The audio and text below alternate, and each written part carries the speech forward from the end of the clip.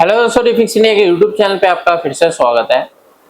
तो दोस्तों, आज की वीडियो में हम बात करेंगे। हमारे पास पैनल है जो कि BOE कंपनी का पैनल है और ये 50 इंची का पैनल है।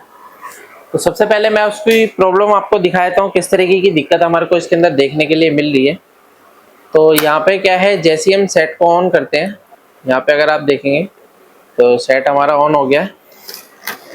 यहाँ पे आप ये सेट को देख सकते हैं, ये सेट हमारा नो पिक्चर की कंडीशन में, यानी कि सेट जो है ऑन हो रहा है। यहाँ पे आप ये देख सकते हैं, बैक लाइट इसकी ऑन है, लेकिन पिक्चर पे कुछ भी इसके अंदर देखने के लिए नहीं मिल रहा है, यानी कि हमारा पैनल टोटली डेड कंडीशन में है। तो अभी इस पैनल को किस तरीके से चेक करना है, किस तरीके से रिपेयर करना है, इस वीडियो के अंदर हम देखेंगे स्टेप बाय स्टेप किस तरीके से हम इसको रिपेयर कर सकते हैं। काफ़ी सारे टेक्नीशियन को प्रॉब्लम आती है पैनल को रिपेयर करने में, तो आप यहाँ पे देख के आप प्रॉपर तरीके से सीख सकते हैं। अगर आपने और अच्छी ट्रेनिंग लेनी है तो आप हमारे यहाँ ट्रेनिंग ले सकते हैं। वीडियो के माध्यम से तो आप सीख ही रहे हैं, लेकिन आपको प्रॉपर एक वे जो पता लगेगा वो आपको हमारी ट्रेनिंग के अंदर पता लगेगा। तो यहाँ पे जैसे हम सेट को देखते हैं, तो सेट के अंदर सबसे पहले हम सारी बेसिक वोल्टेज चेक करेंगे। तो मल्टीमीटर को हम यहाँ पे सेट कर लेते हैं DC वोल्ट की रेंज पे। और जब DC वोल्ट की रेंज पे सेट करने के बाद जैसे हम यहाँ पे वोल्टेज चेक करते हैं, तो देखिए यहाँ पे जो पैनल है ये फुल HD पैनल है। तो यहाँ से इसकी वोल्टेज इनपुट होती है, 12 वोल्ट की सप्लाई इनपुट हो रही है। और यहाँ पे जो 12 वोल्ट की सप्लाई है दोस्तों, ये हमारी DC टू DC सर्किट में जाती है। तो जितने भी बड़े सेट रहते हैं तो उसके अंदर बक कन्वर्टर आपको ज़्यादा देखने को मिलेंगे, यानी 50 इंची 55 इंची के जितने भी सेट रहते हैं तो उसके अंदर आपको बक कन्वर्टर ज़्यादा देखने को मिलेंगे। यहाँ पे आप ये देख सकते हैं, बक कन्वर्टर के लिए कॉइल लगी हुई है, एक बक कन्वर्टर यहाँ पे लगा हुआ है और एक बक कन्वर्टर हमारा IC के अंदर है।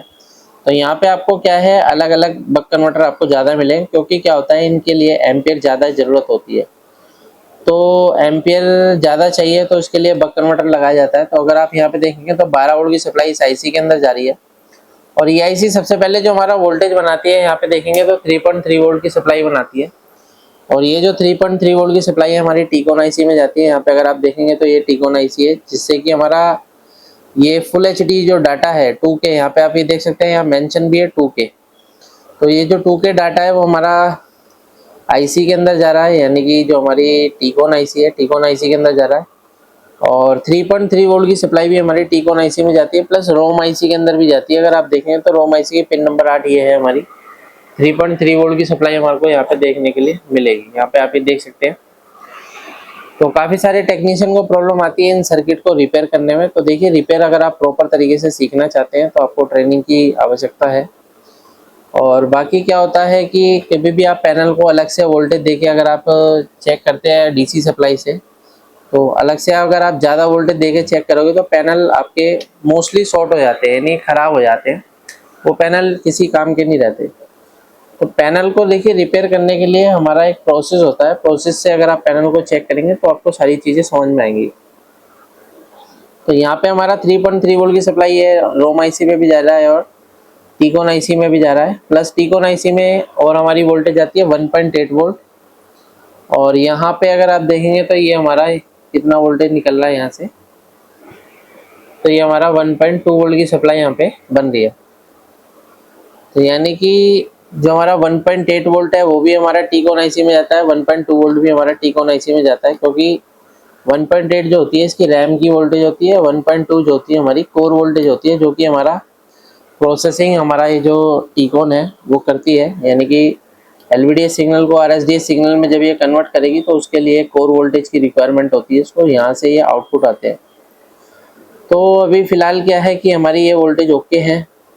उसके बाद अगर आप यहाँ पे देखेंगे तो हमारा एक सर्किट यहाँ पे बना हुआ है जो कि VGL के लिए, एक सर्किट हमारा यहाँ पे बना हुआ है जो कि VGH के लिए है। तो बड़े पैनल में क्या होता है, बहुत सारी चीज़ें जो होती है बिल्कुल क्लियरली लिखी होती है, तो बहुत आसान होता है इसको रिपेयर करना। तो यहाँ पे अगर आप देखेंगे तो VGL वोल्टेज हमारे को यहाँ पे देखने को लिए नहीं मिल रही है। और यहाँ पे अगर हम देखेंगे तो VGH वोल्टेज भी हमारे को नहीं मिल रहा है। और यहाँ पे अगर हम देखते हैं तो AVDD वोल्टेज पे हमारे को 12 वोल्ट की सप्लाई मिल रही है। तो ये जो 12 वोल्ट की सप्लाई है दोस्तों, ये सप्लाई हमारी जो है ये सफिशिएंट नहीं है, क्योंकि यहाँ पे जो वोल्टेज है हमारा कम से कम 14 वोल्ट से लेके 20 वोल्ट के बीच में होना चाहिए, क्योंकि यहाँ पे पैनल हमारा बड़ा है 16 वोल्ट के अप्रोक्स ये वोल्टेज होना चाहिए। तो अभी इस कंडीशन में क्या है कि कहीं ना कहीं हो सकता है कि हमारे जो पैनल के साइड में शॉर्टिंग होती है कई बार, तब भी इस तरीके की दिक्कत देखने को मिलती है। तो हम एक एक साइड से यहाँ से रिमूव करके देख लेते हैं। जो हमारी बेसिक टेस्टिंग होती है वो करके देखते हैं कि हमारी पैनल की जो AVDD वोल्टेज है वो बनती है या नहीं बनती। कई बार क्या होता है, लेवल शिफ्टर IC जो होती है हमारी, उसके अंदर क्या होता है कि जो वोल्टेज जाती है वो VGH और VGL जाता है। तो यहाँ पे आप ये देख सकते हैं, ये मैंने ऐसे निकाल दिया है।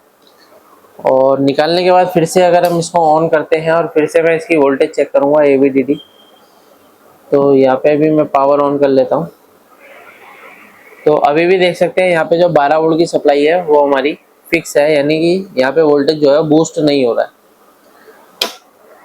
इसको फिर से मैं ऑफ करता हूँ और ये जो है इस पॉइंट को मैं यहाँ पे लगा देता हूँ। हो सकता है कि हमारी जो है दूसरी साइड पे शॉर्टिंग हो। तो यहाँ पे इस साइड को हम यहाँ से रिमूव करते हैं।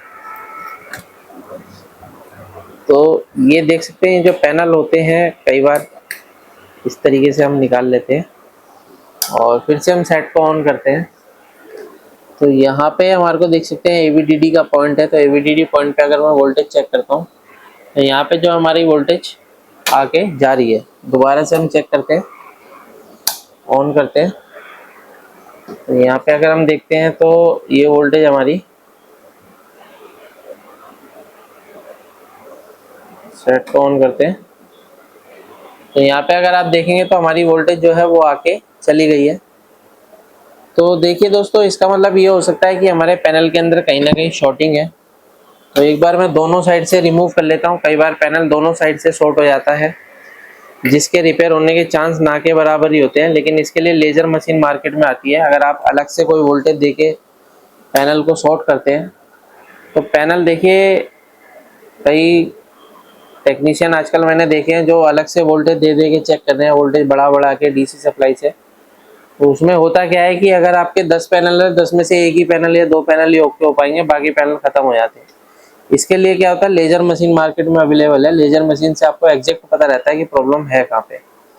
तो अभी क्या है, हम यहाँ पे इसको ऑन करते हैं और फिर से मैं यहाँ पे जो है इसकी वोल्टेज चेक करता हूँ। तो मैंने ये दोनों साइड से देखिए यहाँ से ओपन कर दिया है, लेकिन फिर भी हमारी जो वोल्टेज है वो नहीं बन रही है। तो इसका मतलब ये हो सकता है कि कहीं ना कहीं हमारे टीकोन में ही शॉर्टिंग है। अब ये टीकोन जो है मार्केट में जो है कॉस्टली मिलता है, महंगा मिलता है।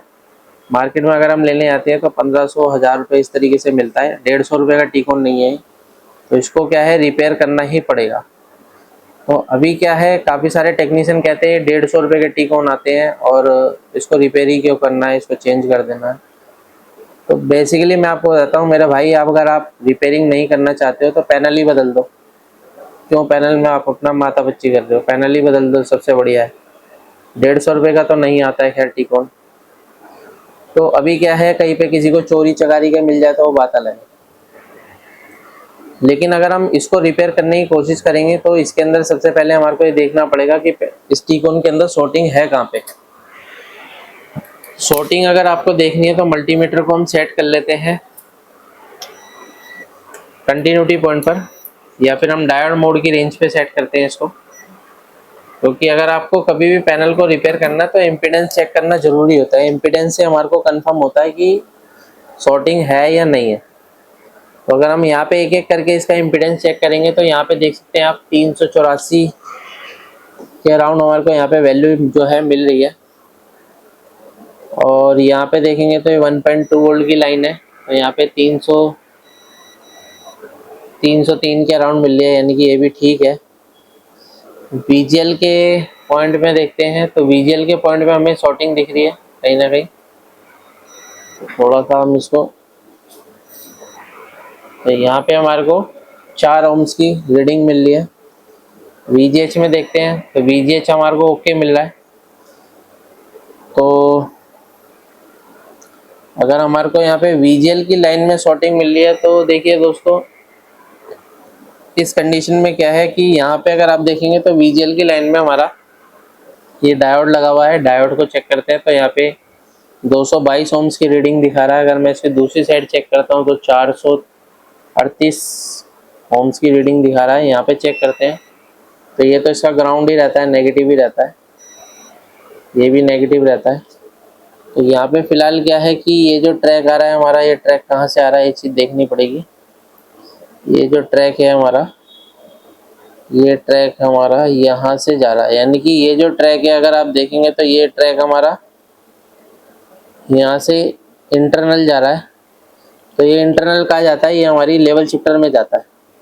तो यहाँ से हमारे को आउटपुट में ये शॉर्टिंग दिखा रहा है, यानी कि अगर आप यहाँ पे देखेंगे तो यहाँ पे कहीं पे भी हमारे को शॉर्टिंग नहीं दिखा रहा है कि ये डायोड है।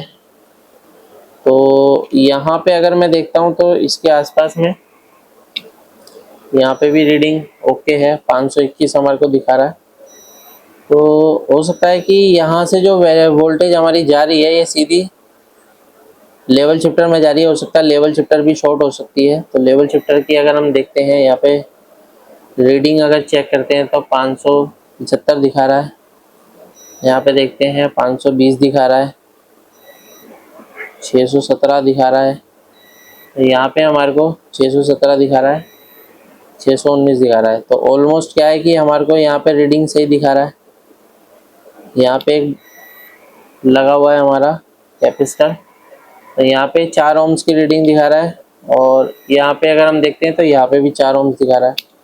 तो बेसिकली क्या है कि ये जो है हमारा, इसका एक सिरा हमारा नेगेटिव है और एक सिरा ये पॉजिटिव है। और पॉजिटिव के ट्रैक से यानी यहाँ से हमारा जो VGL है वो VGL इस कैपेसिटर के द्वारा, यानी कि यहाँ पे देखेंगे इस कैपेसिटर के द्वारा ये जो हमारा है ये लेवल शिफ्टर में जा रहा है।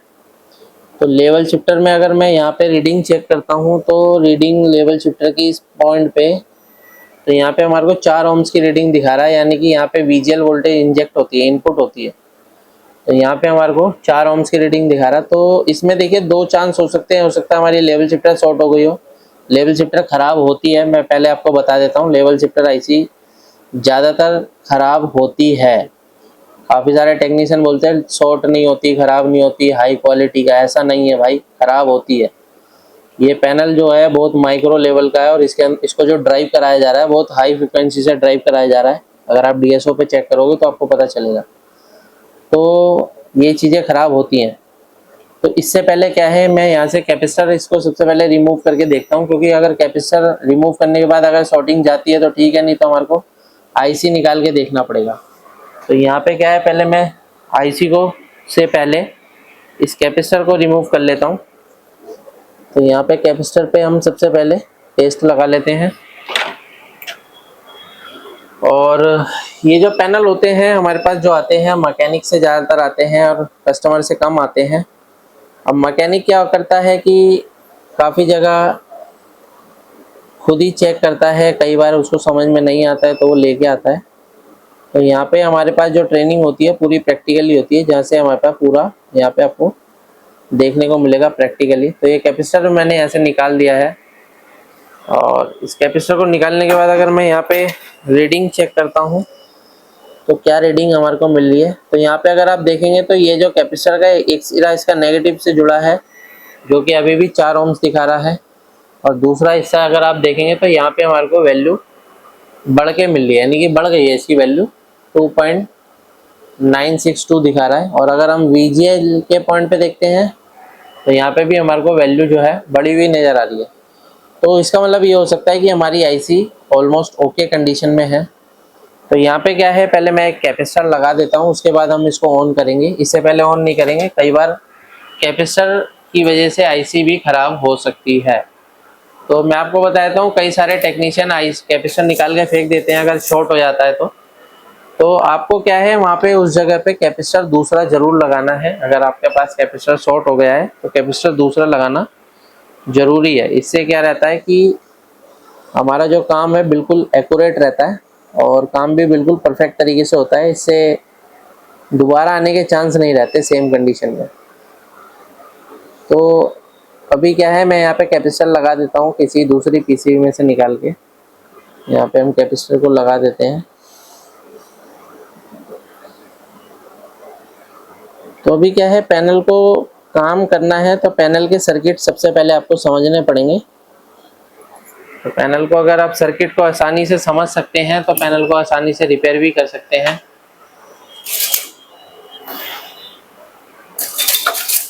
तो अभी क्या है, इसका जो टेम्परेचर है थोड़ा सा ज़्यादा है, तो थोड़ा सा वेट करते हैं।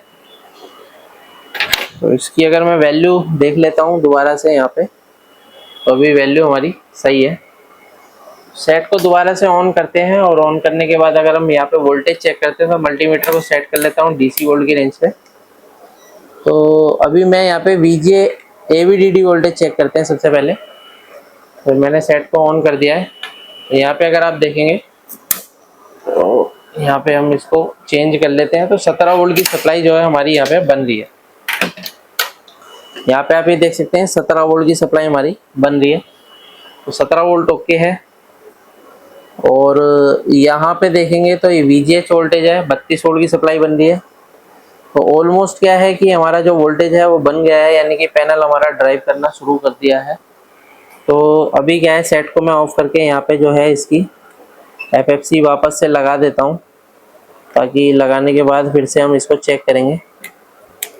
तो जब भी आपके पास पैनल आता है तो आप इसी तरीके से चेक करेंगे तो आपको फॉल्ट कहीं ना कहीं मिलेगा। बाकी पैनल के ग्लास में अगर शॉर्टिंग होती है तो वो भी रिपेयर होती है, ऐसा नहीं है रिपेयर नहीं होती है, लेकिन उनके भी चांस रहते हैं।